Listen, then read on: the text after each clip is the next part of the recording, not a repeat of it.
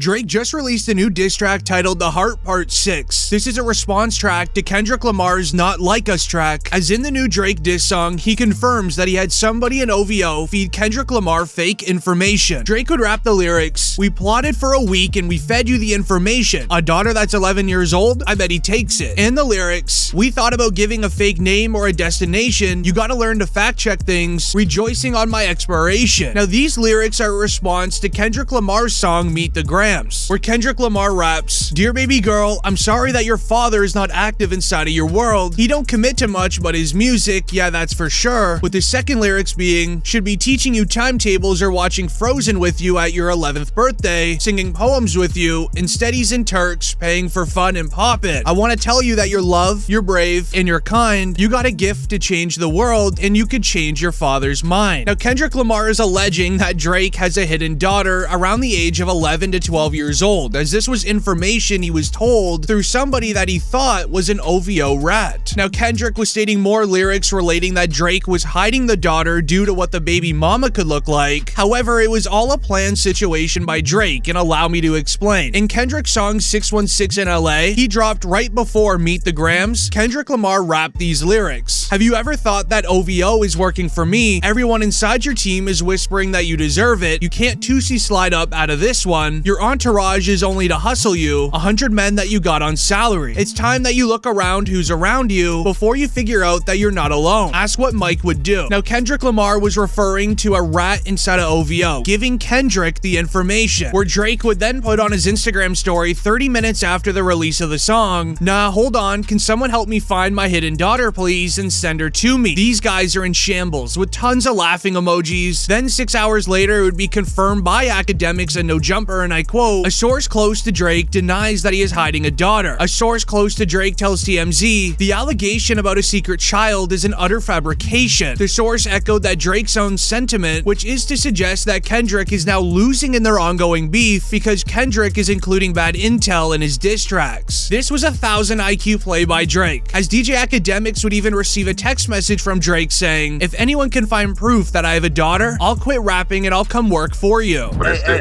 I'll take it one further. Drake hit me and told me, he said, "Ack, if you or anybody could find proof I have an 11-year-old daughter, I'll quit rapping and I'll come work for you." And I would love for Drake to work for me. Now to understand the rest of the Heart Part 6 lyrics, we first need to investigate the Not Like Us track by Kendrick Lamar, as it is all connected. According to many rappers' reactions, they believe that Kendrick Lamar went a little bit too far, as Kendrick Lamar was dissing Drake's mother and father. Rick Ross even said that if you've ever wanted to know what Andre 3000 was like in a battle, it is present day Kendrick Lamar. See, if you really into this music, what I'm listening to right now, what Kendrick just released, is if you was a real Outkast fan, and you ever wanted to know what 3000 would be like if he ever was in a battle, this is the closest you will ever get to Andre 3000 ever having to do it dirty.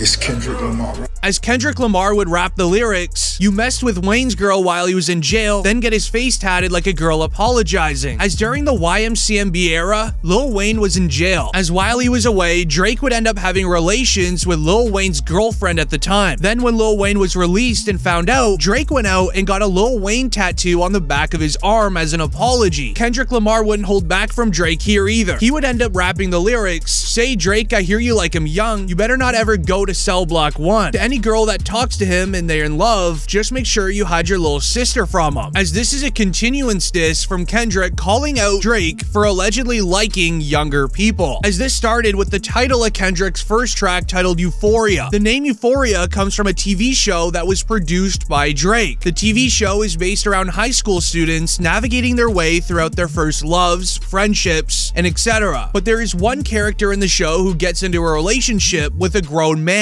Kendrick has been stating since diss number 1 that Drake is living out the role of the grown man in the TV show, having relations with somebody younger. This even left one rapper reacting saying, "The title alone of Kendrick's diss is so spicy, if you know, you know." It even left Rick Ross saying to Drake to not even bother replying to this anymore, as if he replies, he's just gonna look more guilty. Let me give you this advice, because you ain't got nobody around you, or you ain't got no real name.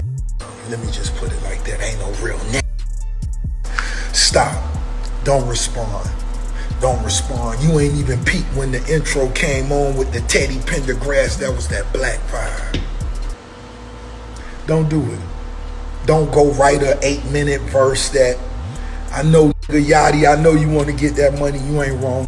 Keep buying them big houses, But this is where it would get even crazier. Kendrick would rap the lyrics, "You think we're gonna let you disrespect Tupac, boy? I think that Oakland show is gonna be your last stop, boy." Now, Drake released a song titled Tailor Made Freestyle. Drake wrote a verse for an AI cloned voice of Tupac and Snoop Dogg, and in the verses, Drake actually disses himself and then uses the AI voices to rap the lyrics for him. This was a massive surprise to even Snoop. As it would be announced, Snoop Dogg reacts to AI Snoop being used in Drake's second diss at Kendrick.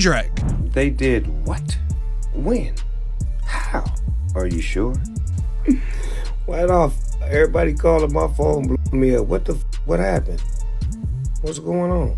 This, however, left a lot of fans feeling angry. Some fans believe that it was disrespectful on Drake to AI clone Tupac, who is a legend in the music industry, but it seems as if Drake did it for a specific reason. It's also hypocritical for people to be saying that Drake using AI to sound like Tupac when rapping from his perspective is whack, because when Kendrick used AI to deepfake himself in the music video of The Heart Part 5 to look like he was rapping as Kobe or Nipsey Hussle, nobody criticized him and everyone just showered him with praise for that. This is also different than typical AI music, which is used to deceive fans into thinking it's a real verse from the artist, whereas Drake was rapping from someone else's perspective using the AI to sound like him, and rapping from someone else's perspective is something artists have been doing forever. As yes, Kendrick Lamar did it in the past, which is likely why Drake did it in present day, but in my opinion, no one should be using an AI voice of a rapper that is sadly passed. But you comment down below what you think about that. Now, Kendrick Lamar would end up confirming a theory that he shared in his earlier diss tracks, where Kendrick would rap the lyrics, "You called Future when you didn't see the club, Lil Baby helped you get your lingo up, 21 Savage gave you false street cred." Now, Kendrick Lamar's team was constantly sharing a video of 21 Savage, where Drake and 21 have become very best friends in the last year. They have an album together and has even been touring the world together, but in the video, 21 says that Future is bigger than Drake in the hood and in the club. Niggas don't be listening to Drake like that. Well,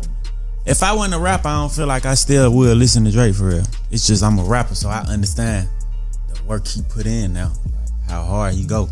Wait, like when you ain't no rapper, all them statistics don't mean shit. A regular street don't give a about how many times you went #1, like how many white people listen to you. They don't even think that the farthest they think is the club. Who's selling this club out? That's who they think is the biggest. Like in Atlanta, it's a lot of who you really can't tell them Future ain't bigger than Drake.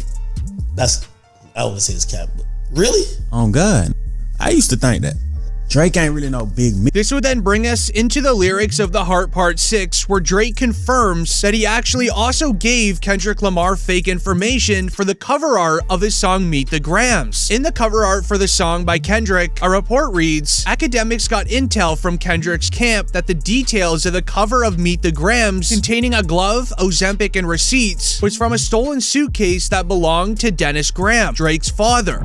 This cover art contains things that is from Drake's pop's suitcase. So Drake's pop's suitcase had these things in it. Don't know how he got a hold of it. Don't know how this happened to get in Kendrick's hand, but apparently Kendrick Lamar must have got a hold of Drake's dad's suitcase.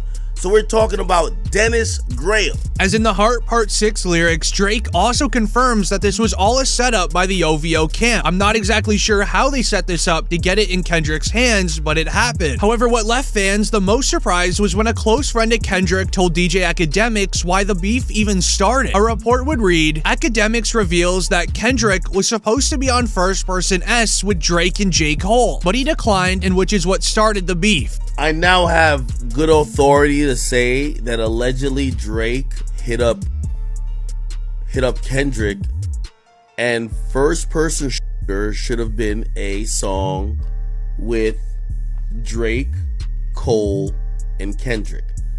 Now, if you think about this entire timeline and beef with that in mind makes sense. Drake hit up Kendrick to say, hey, we got to open for you. It's me and Cole. Come holla at me. Do the song. Kendrick doesn't do the song. Then he hears the song, and the song is a bunch of who's talking about me and you is a Spider-Man meme and blah blah blah blah, and he says, man, these who couldn't get a feature from me is now acting like they're number one and number two. Both of them. As later in Kendrick's song, he would also rap the lyrics, ain't a 20v1, it's a 1v20 if I gotta deal with the guys that write with you, which is a simple reference. As reported, Kendrick flipped Drake's what is this, a 20v1 line by saying that Kendrick himself is going against 20 different writers that ghostwrite for Drake, which then leads into the big three with J. Cole again, where Kendrick Lamar would rap the lyrics, yeah, Cole and Aubrey know that I'm a selfish guy, the crown is heavy, I pray they are my real friends, if not, then I'm YNW Melly. This right here is a jam-packed line, first mentioning YNW Melly, who is allegedly responsible for the passing of his two best friends, YNW Sack Chaser and Juvie. Kendrick is saying that he's gonna turn into Melly on Drake and J. Cole, which ended up getting a reaction from Melly himself in his jail cell, which would be reported. YNW Melly reacts to Kendrick's reference of him on Euphoria. The rapper tells TMZ, Kendrick is one of my favorite rappers, so I do feel honored. I'm a household name just for the wrong stuff. Then Kendrick saying that Cole and Aubrey know that I'm a selfish guy, the crown is heavy, is him referencing the big three of himself, Drake, and J. Cole, where Kendrick is referring to him having the crown over the other two. So what exactly did Drake and Cole say about Kendrick that was a sneak diss? On first person,